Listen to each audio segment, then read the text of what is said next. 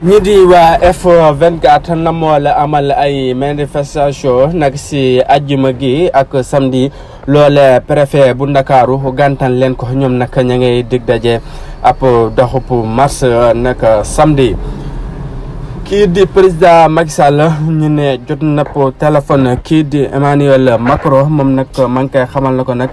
troisième mandat jërul nga koy yóotu man nga am yeneeni postu Afrique soxna nan la man nga am yeneeni postu si réew mi di réewum Sénégal.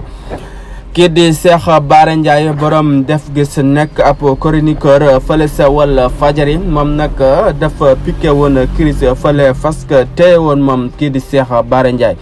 kii di Ndeye Ndack moom ku na xam ne arrêté woon nañ ko jàppoon nañ ko moom nag jamono ji libéré nañ ko moom kii la Ndeye Ndack. di waa Pastef génn di xam rek na ñoom nag li dee si ay bakkan si manifestation yi daal bëri na trop wute nag li nga xam ne moom la ñu déclaré wax na ñooñe ñoo si génn àdduna waa Pastef lan wax it moo ëpp loolee. waaye leen tey abonné tey partagé tey like vidéo yi bu baax a baax su sunu chaîne bi di Buzz Total TV.